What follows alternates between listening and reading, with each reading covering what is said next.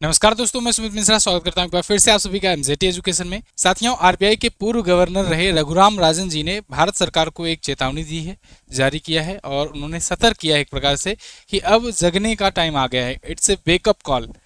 Trump ने जो tariff लगाया है, इसके बाद भारत पर क्या क्या परिणाम हो सकते हैं, क्या क्या सेक्टर में इफेक्ट देखने को मिल सकते हैं, इसको लेकर के इन्होंने चेतावनी दिया है। साथ ही साथ में भारत को अब क्या करना चाहिए, चूंकि ये आरबीआई के गवर्नर रह चुके हैं। आरबीआई आप जानते हो देश का सेंट्रल बैंक है, तो इसलिए इसके पूर्व गवर्नर की राय यहाँ पर बड़ी महत्व वाली बात होती है। तो इन्होंने क्या क्या सजेशंस दिए हैं, उन पर भी हम लोग आज की वीडियो में डिस्कशन करने वाले हैं। ओवरऑल काफ़ी इन्फॉर्मेटिव वीडियो होने वाली है, इसको ध्यान से देखिएगा। आप ये आर्टिकल देख पाओगे रेफरेंस के लिए कि it's a wake up call for India, former RBI governor Raghuram Rajan warn about over dependence on Russia oil post US tariff. US tariff के बाद भी भारत जो है ये रसिया पर बहुत ज्यादा ओवर डिपेंडेंट होता जा रहा है। इसको लेकर के इन्होंने चेतावनी दिया है कि भाई अगर ऐसा ना हो कि कल को रसिया भी कुछ ऐसा अपना व्यवहार दिखाने लगे, क्योंकि आप जानते हो जियो पॉलिटिक्स में कोई किसी का सगा नहीं होता है। हालांकि ये बात अलग है कि रसिया अभी तक कोई ऐसा खुला धोखा नहीं दिया है कभी। रसिया टेस्टेड और ट्रस्टेड पार्टनर रहा है, लेकिन ओवर डिपेंडेंसी की वजह से कभी भी कोई भी ब्लैकमेल कर सकता है। इसको आज की वीडियो में हम लोग समझेंगे, लेकिन एक जरूरी बात, मंथ एंड सेल स्टार्ट हो चुकी है, जिसके तहत आप मंथली ई बुक मात्र 11 रुपए में प्राप्त कर सकते हो। इसके अलावा 6 मंथ की ई बुक 43 में कर दी गई है। आप देख सकते हो ये 79 की ई बुक थी। इसके अलावा जो आपका 99 की ई बुक थी वो भी हाफ प्राइस पर हो गया है, वन लाइनर भी हाफ प्राइस पर हो गया। ये सब आपको मिलेगा एमजेटी ऐप पर, एमजेटी कूपन कोड यूज करने के बाद। तो इसको जाइए गूगल प्ले स्टोर से डाउनलोड कीजिए एमजेटी ऐप, और वहीं पर आप ई बुक्स वगैरह ले सकते हैं। इसके अलावा वीडियो कोर्सेज पर भी डिस्काउंट है। देखिए जीएस सफलता 4.0 बैच मात्र 249 में किया गया है। तो ये सुनहरा मौका है, एक बार फिर से जो लोग चूक गए थे पिछले ऑफर में वो लोग अब इसे ले सकते हैं। कहाँ से ज्वाइन कर सकते हो ये बैच? तो ये बैच आपको एमजेटी ऐप से ही ज्वाइन करना होगा, वहीं पर इसकी क्लासेस डेली आती हैं। इसके अलावा भी बाकी बैच पर भी डिस्काउंट है। साथियों, अभी मैंने कल आपको वीडियो दी थी कि यूएस टैरिफ लागू हो चुका है अब 27 अगस्त से। जब यूएस टैरिफ लागू हो चुका है तो किन किन सेक्टर पर क्या इफेक्ट पड़ेंगे, इसको लेकर के मैंने ये डिटेल वीडियो दी हुई है। इसको आप जरूर देखना, जिससे आपको ये अंदाजा लग सके, पता लग सके कि कौन कौन सा सेक्टर भारत में इफेक्टिव होने वाला है और कौन कौन सा बचा रह जाएगा। ठीक है, क्योंकि इसमें बड़ा कंफ्यूजन है। अब आते हैं हम लोग आरबीआई के पूर्व गवर्नर रहे रघुराम राजन जी की बात पर, जो इन्होंने भारत सरकार को इन्होंने सजेशन दिया है, एक प्रकार से कह सकते हैं। चेतावनी भी दिया है, सतर्क भी किया है और सजेशन भी दिया है कि क्या करना चाहिए। साथियों, ये आरबीआई के 23वें गवर्नर रहे थे।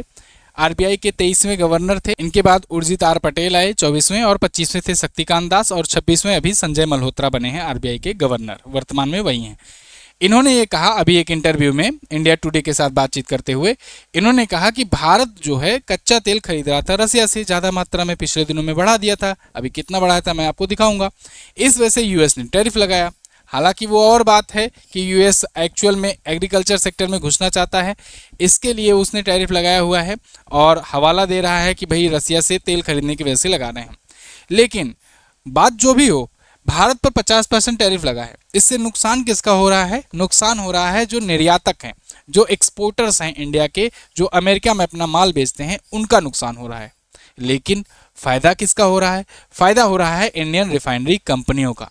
तो इन्होंने ये बताया कि क्या जो इंडियन रिफाइनरी कंपनियां हैं, जो कच्चा तेल ले करके तेल को रिफाइन करके और मार्केट में बेच रही हैं, क्या वो अपना मुनाफा जो बना रही हैं उससे जनता को फायदा हो रहा है? क्या पब्लिक को उससे बेनिफिट मिल रहा है कोई? और दूसरी बात कि आज के टाइम पर आप रसिया पर ओवर डिपेंडेंट होते जा रहे हो। जहां 2% आप ऑयल खरीदा करते थे एक टाइम पर रसिया से, वो बढ़ा करके अब 35 से 37% कर दिए हो। सोचो, कहाँ 10वें नंबर पर रसिया हुआ करता था भारत का, और आज भारत सबसे ज्यादा तेल खरीदता है रसिया से, 35% से भी ज्यादा।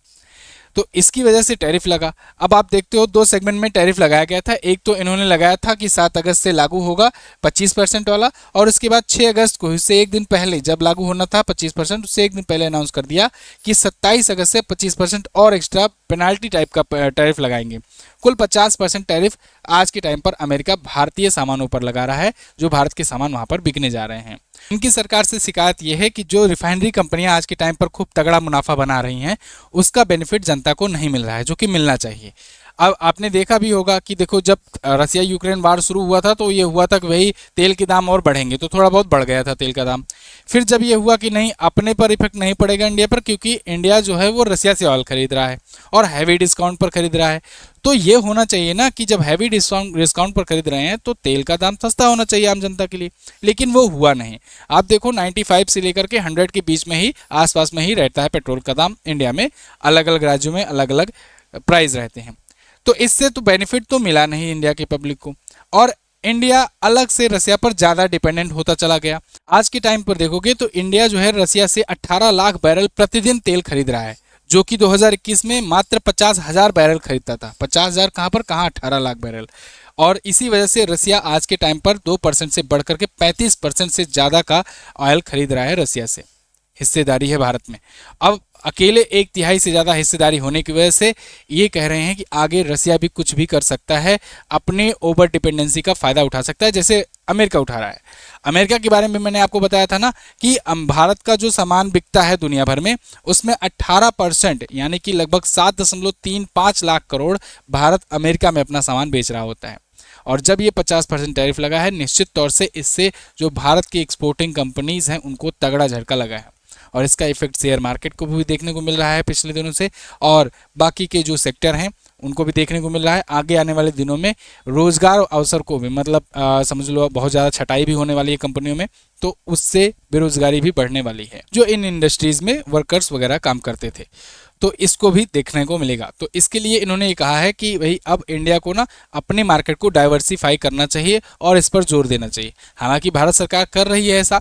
भारत सरकार ने अभी ये अनाउंस किया है कि हम 40 देशों में और मौके की तलाश कर रहे हैं, 40 अलग अलग देशों में, कि कहाँ कहाँ पर ये जो अमेरिका में सामान बेचा जाता था वो सामान उन 40 देशों में कैसे कैसे किस प्रकार से बेचा जाए, उसके लिए सरकार कदम उठा रही है। इसके अलावा गवर्नमेंट से ये इंडस्ट्रीज वाले मांग कर रहे हैं, डिमांड कर रहे हैं कि हमको स्पेशल बेनिफिट्स दिए जाएं और जीएसटी कम किए जाए, साथ ही साथ हमको सब्सिडीज दी जाएं, जैसे कोविड टाइम पर दी गई थी। कोविड टाइम पर गवर्नमेंट ने इंडस्ट्रीज को हेल्प पहुंचाई थी क्योंकि काफ़ी काम धंधे बंद थे, तो उस टाइम पर सब्सिडीज़ दी गई थी। इस टाइम पर भी इन्होंने कहा है इंडस्ट्रीज़ के जो यूनियन ने कि हमको सब्सिडीज़ फिर से मिलनी चाहिए, नहीं तो हम सर्वाइव नहीं कर पाएंगे और काफ़ी ज़्यादा फिर दिक्कत आने लगेगी। फिर वही होगा कि छटनी करने लगेंगे कर्मचारियों का। अमेरिका 87.3 अरब डॉलर का सामान खरीदता है भारत से, भारत निर्यात करता है वहाँ पर, और 2 से 3 लाख नौकरियां जो है तत्काल खतरे में इससे होने का डर है। खास करके एमएसएमई सेक्टर जो है, वो माइक्रो स्मॉल और मीडियम इंटरप्राइजेस की जो सेक्टर है उसको खतरा है। इसके अलावा जीडीपी ग्रोथ रेट में भी आप देखो 0.2 से 0.6% तक की ग्रोथ रेट भी कम होने का अनुमान लगाया जा रहा है कि हो सकता है इसके इफेक्ट से कम हो जाए, क्योंकि आप सोचो 7.5 लाख करोड़ का सामान ये प्रतिवर्ष बेच रहा होता है भारत अमेरिका को। तो अगर वो बंद हो जाएगा, अगर वो डाउन हो जाएगा, क्योंकि 50% एक्स्ट्रा टैरिफ पर तो भाई कोई नहीं बेचेगा, तो वो अगर कम हो जाएगा तो भारत की मार्केट हिल जाएगी। ये बात अच्छे से ट्रंप जानता था, इसी वजह से ट्रंप ने यहाँ पर टैरिफ लगाया। हालांकि भारत ने उनका ये था ना कि अगर देखो टैरिफ लगाएंगे भारत झुक जाएगा, भारत दबाव में आ जाएगा, तो भारत हमसे डील कर लेगा, एग्रीकल्चर मार्केट का एक्सेस दे देगा अपने। लेकिन भारत यहाँ पर झुका नहीं, भारत ने डट करके सामना किया और भारत ने कोई रिप्लाई नहीं किया। चलो ठीक है, कोई दिक्कत नहीं, लगा रहे हो तो कोई बात नहीं, लगा के देख लो। हम अलग जगह पर और किसी देशों पे 40 अलग अलग देशों में हम अपना और ऑप्शन तलाशेंगे, ढूंढेंगे। अब इस बात से अमेरिका खुद भी डरा हुआ है, क्योंकि भारत का नुकसान तो हो ही रहा है, साथ ही साथ उनका भी नुकसान हो रहा है। ऐसा नहीं है कि सिर्फ भारत का ही नुकसान हो रहा है, अमेरिका का भी नुकसान हो रहा है। अभी देखो कल उनके वित्त मंत्री का एक बयान आया है कि देखो भारत सबसे बड़ा लोकतंत्र है, अमेरिका सबसे पुराना लोकतंत्र है, तो ये दोनों मिल करके आगे आने वाले दिनों में निश्चित ही कोई अच्छा तरीका, अच्छा सुझाव निकाल लेंगे, अच्छी डील कर लेंगे। मुझे भरोसा है कि दोनों ट्रंप और मोदी के रिलेशन भी अच्छे हैं और इसके बाद आने वाले दिनों में दोनों कुछ तरीका खोजेंगे। और इंडस्ट्री के जो सेक्टर के जो मालिक हैं उनको घबराना नहीं चाहिए, ये उनके वित्त मंत्री का बयान है।